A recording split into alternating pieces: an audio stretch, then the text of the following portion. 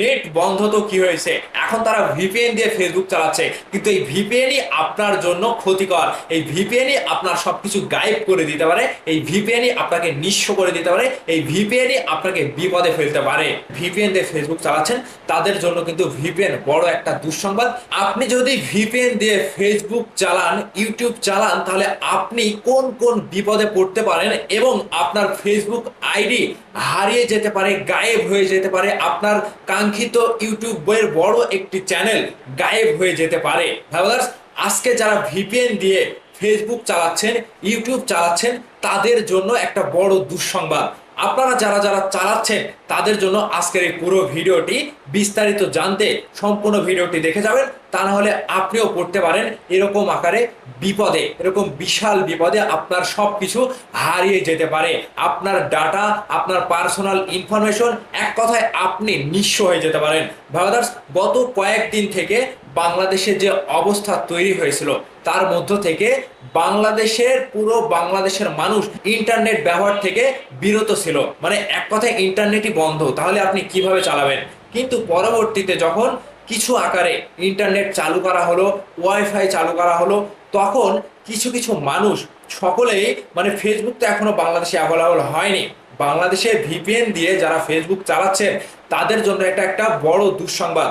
কারণ এই যে আমরা বাঙালি, আমাদেরকে কোনোভাবেই দমে রাখা সম্ভব না। আমরা অনেক বুদ্ধিমতী, অনেক বুদ্ধিমান, কিন্তু এই বুদ্ধিটা খাটাতে গিয়ে আমাদের কেমন ক্ষতি হচ্ছে, এমনকি আমাদের ফেসবুক, ইউটিউব, আমাদের বিভিন্ন জিমেল আইডি আমরা হারিয়ে ফেলতে পারি। হ্যাঁ, আমাদের দেশে যে একটা খারাপ পরিস্থিতি তৈরি হয়েছিল, সেখান থেকে ইন্টারনেট লাইন বন্ধ করে দেওয়া হয়েছিল। এক কথায় সেখানে অগ্নি সংযোগের কারণে, ইন্টারনেট লাইন পুড়ে যাওয়ার কারণে দেশে ইন্টারনেট বন্ধ ছিল। সকলেই যেন 90 দশকে ফিরে গিয়েছিলাম, ঠিক আমাদের সময়টা কাটছিল না। আমরা এই যে ফেসবুক ব্যবহারকারী, ইউটিউব ব্যবহারকারী, সারাদিন সবসময় সোশ্যাল মিডিয়াতে অ্যাক্টিভ থাকি, কিন্তু এগুলো যখন আমাদের আর চলছে না, তখন আমাদের কিন্তু সময় কাটানোটা মুশকিল হয়ে যাচ্ছে। ঠিক যেন সে রেডিওর যুগে ফিরে গিয়েছিলাম।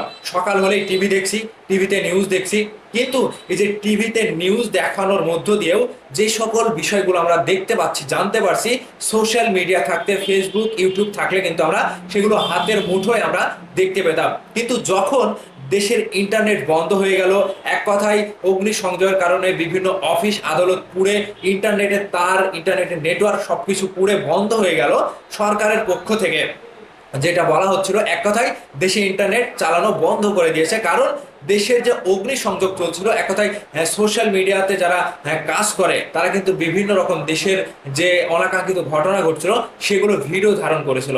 ঠিক সেই জায়গা থেকে সোশ্যাল মিডিয়াতে সেই ভিডিও ক্লিপগুলো ছড়ানোর পরে সেগুলো দিয়ে দেশের একটা ভাবমূর্তি নষ্ট হচ্ছিল কিংবা গুজব ছড়াচ্ছিল, এরকম কিছু ভিডিও ফুটেজ তারা ভিডিও করেছিল। কিন্তু সেগুলো সোশ্যাল মিডিয়ার জন্য একেবারে বিবেচিত নয়। সোশ্যাল মিডিয়াতে এগুলো ভিডিও ছাড়া কিংবা ভিডিও আপলোড করা, এগুলো আসলে সোশ্যাল মিডিয়ার জন্য বিবেচিত কোনো ব্যাপার না।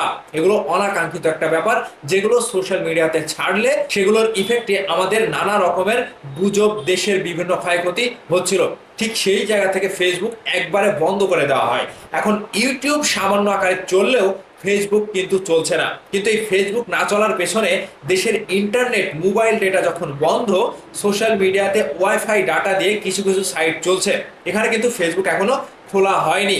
তথ্য মন্ত্রণালয়ের পক্ষ থেকে যেটা জানানো হচ্ছে যে আগামী সপ্তাহে, মানে আজকে 27 তারিখ, এই সপ্তাহের মধ্যে ফেসবুক অর্থাৎ মোবাইল ডাটা এবং ফেসবুক চালু করে দেওয়ার একটা সিদ্ধান্ত তারা নিয়েছে, তারা চেষ্টা করবে। কিন্তু এর মধ্য থেকেও যারা যারা ভিপিএন দিয়ে ফেসবুক ব্যবহার করছেন তাদের জন্য একটা দুঃসংবাদ। ভিপিএন দিয়ে আপনি যদি ফেসবুক, ইউটিউব চালান, তাহলে আপনি কেমন বিপদে পড়তে পারেন সেগুলো এখন আপনাদের কাছে আমি তুলে ধরছি। ফেসবুক যদি আপনি মোবাইল ডাটা দিয়ে চালান, মানে সরাসরি ইন্টারনেট দিয়ে চালান, তাহলে আপনার এটাই হচ্ছে সব থেকে ভালো পথ।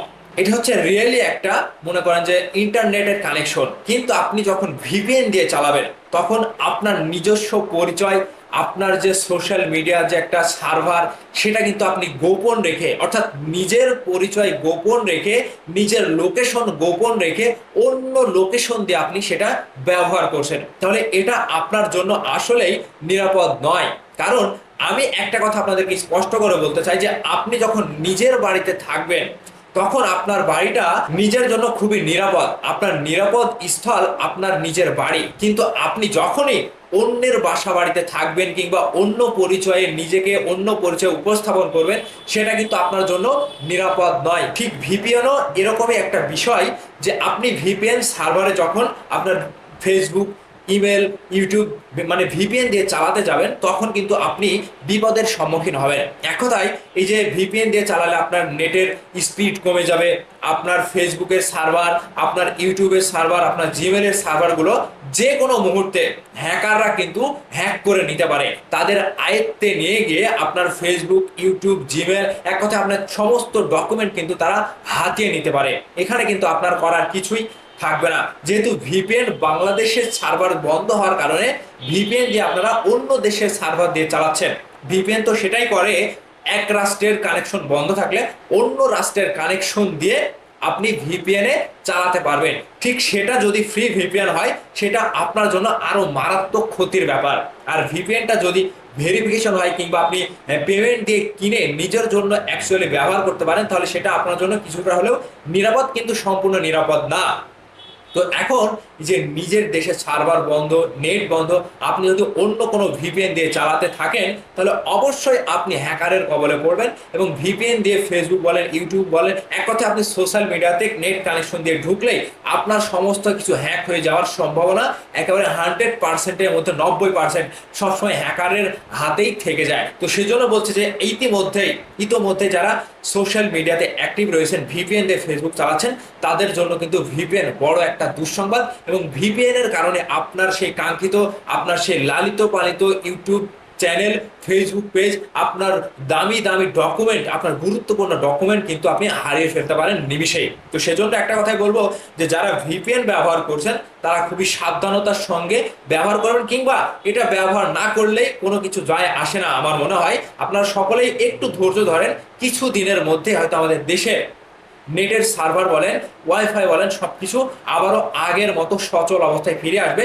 তখন আপনারা ঠিক আগের মতো র্যান্ডমলি ব্যবহার করতে পারবেন। তো ভিপিএন দিয়ে যারা ফেসবুক চালাচ্ছেন, ইউটিউব চালাচ্ছেন, তারা একটু সাবধানতার সঙ্গে এক কথায় এগুলো এড়িয়ে চলুন। ভাইদাস, সরকারের পক্ষ থেকে যেটা বলা হচ্ছে, যে ফেসবুক, ইউটিউবে যারা গুজব ছড়াচ্ছে, এক কথায় যারা ভিপিএন দিয়ে চালাচ্ছে, তাদেরও একটা দুঃসংবাদ। এবং বিভিন্ন টিভি মিডিয়া থেকেও কিন্তু বলা হচ্ছে যে ভিপিএন কতটা গুরুত্বপূর্ণ, কিংবা ভিপিএন কতটা আপনার জন্য সহজ, কিংবা ভিপিএন কতটা আপনার জন্য নিরাপদ, এগুলো কিন্তু হর হামেশাই নিউজ করা হচ্ছে। তো এই ভিপিএন থেকে আপনারা বিরত থাকবেন, এটাই আপনাদের কাছে আমাদের একটা মনে করেন বার্তা, যে ভিপিএন আপনার জন্য অনেক ক্ষতিকর অবস্থায় আপনাকে ফেলে দিতে পারে। তো ভাই আপনাদের মতামত অবশ্যই ভিডিওর নিচে কমেন্ট করে জানাবেন।